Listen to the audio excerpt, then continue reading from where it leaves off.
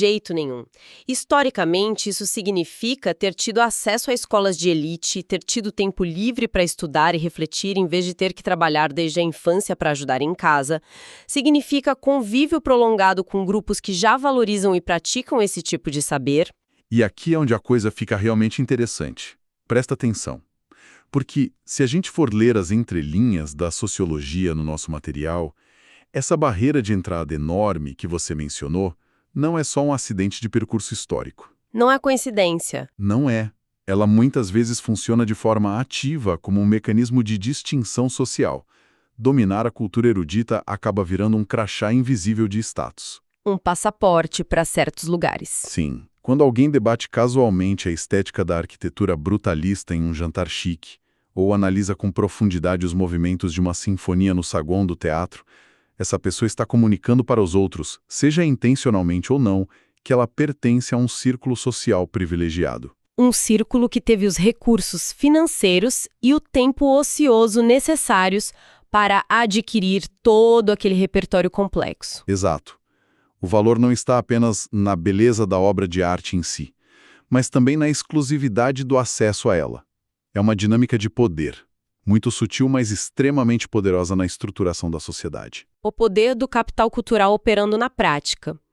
Serve para demarcar limites muito claros sobre quem está dentro e quem está fora de determinados círculos de influência. E é justamente nesse vácuo maluco, deixado entre a pasteurização total da cultura de massa e a exclusividade fechada da cultura erudita, que surge a nossa terceira categoria. A minha favorita, devo admitir, a cultura popular. Sem dúvida a forma mais orgânica de manifestação humana descrita nas nossas fontes de estudo. Ela é produzida diretamente pelo povo. E sem pedir licença para ninguém. Nenhuma licença.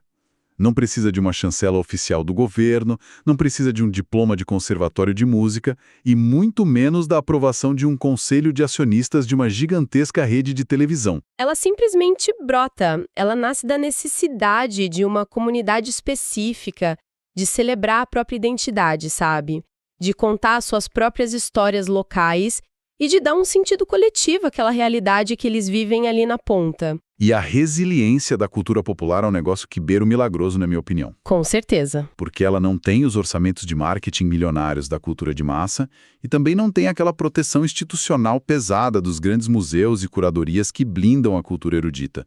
Mesmo assim, ela sobrevive por séculos e séculos. Passando de boca em boca. Exato. Ela passa do avô para a neta na varanda de casa depois do almoço. Acontece nas ruas de paralelepípedo, nas praças da cidade. O material de estudo lista exemplos maravilhosos que são o coração da nossa identidade coletiva. O folclore riquíssimo de cada região, por exemplo. O artesanato feito com os materiais que a própria terra oferece ali no local.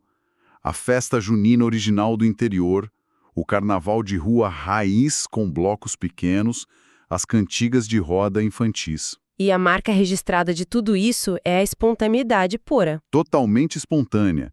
Ela é viva, ela é imprevisível, um pouquinho caótica e, o mais importante, ela permite que qualquer pessoa da comunidade participe ativamente da construção daquilo, em vez de ser apenas um consumidor passivo assistindo a uma tela. E é essa participação ativa que torna a cultura popular tão incrivelmente autêntica.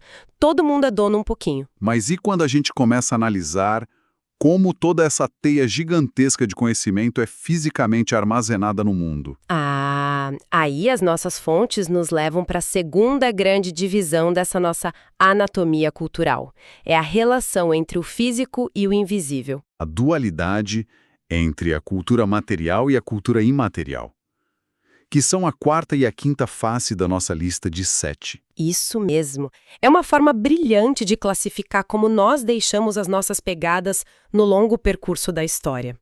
A cultura material, como o próprio nome já entrega de bandeja, engloba absolutamente tudo que o ser humano molda, tudo que ele constrói e que tem uma forma física, algo tátil. É a história que a gente consegue tocar com as próprias mãos. Sim, o tangível. Se a gente caminhar agora pelo centro de uma cidade antiga, a cultura material está simplesmente gritando de todos os lados. São as catedrais de pedra enormes com séculos de idade, são os projetos arquitetônicos icônicos, os monumentos de bronze nas praças públicas. Mas não é só o que é grandioso e monumental, né? Bem lembrado. São também os artefatos simples do cotidiano, aquelas ferramentas de trabalho antigas de uma fazenda, os móveis rústicos de uma casa de época, as obras de arte e até mesmo as vestimentas, os tecidos, que nos ajudam a entender visualmente como era a vida das pessoas em outra época. É o patrimônio concreto, aquele patrimônio pesado, que as gerações passadas deixam de herança física para as futuras gerações poderem estudar, tocar e preservar em museus. E a preservação dessa cultura material, por mais que seja cara e complexa, ela segue lógicas claras de engenharia, arquitetura e restauração de materiais. Dá trabalho, mas a gente sabe como colar as peças. Exatamente. Agora, o verdadeiro desafio de preservação, e talvez onde mora a alma mais profunda de um povo, reside justamente no outro lado dessa mesma moeda: a cultura imaterial. A quinta face da cultura. Isso. Estamos falando aqui do patrimônio que não tem peso na balança. Não tem paredes para proteger, não pode ser trancado dentro de uma vitrine climatizada com vidro à prova de balas. São as práticas sociais vivas, os saberes técnicos, os costumes puramente orais, e aí o desafio é brutal.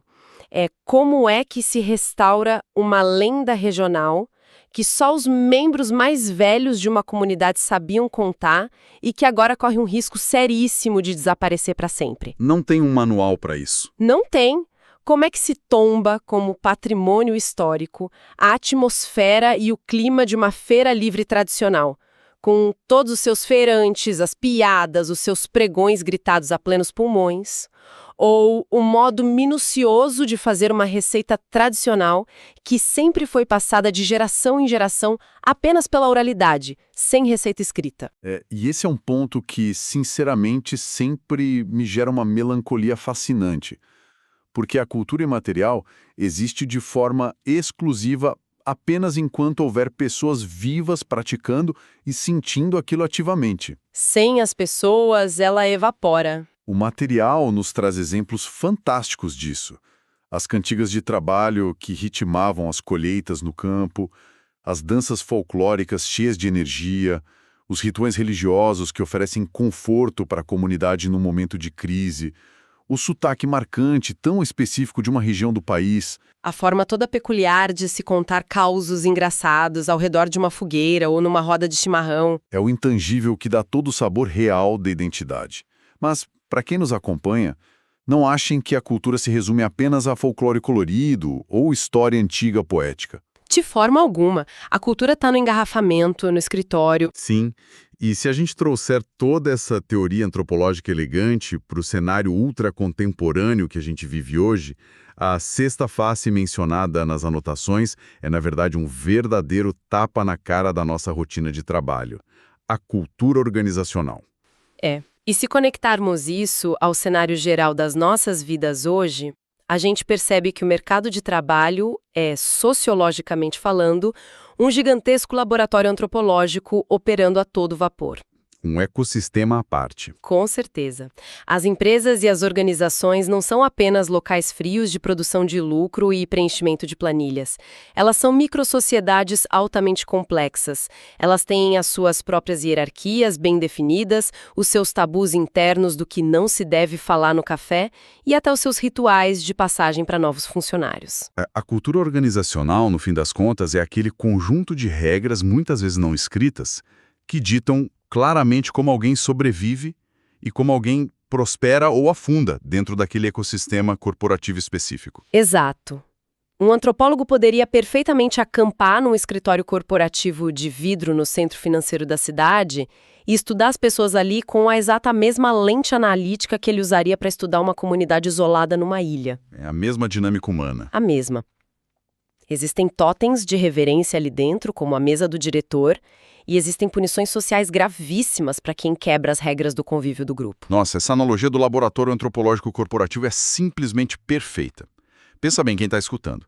Entrar no refeitório de uma empresa grande num primeiro dia de trabalho é um exercício intensíssimo e suado de aprendizagem social. Dá um nervosismo enorme. Dá. porque existe toda uma etiqueta não verbal pairando no ar sobre quem senta em qual mesa, qual é o nível exato de formalidade esperado ao falar com a liderança no corredor, qual é a missão verdadeira, não declarada no site, daquela equipe. E o simples ato de escolher o que vestir de manhã é totalmente moldado por isso. O código de vestimenta é um dos maiores marcadores. Sem dúvida. Você tem o código de vestimenta rigoroso e quase sufocante de um grande escritório de advocacia tradicional, que exige o terno, a gravata, os sapatos polidos, e isso contrasta violentamente com a cultura das startups de tecnologia modernas. Onde a regra é não parecer que tem uma regra. Exato, onde ir trabalhar de bermuda, meia colorida e moletom é o sinal social claro de que você pertence àquele grupo inovador e disruptivo.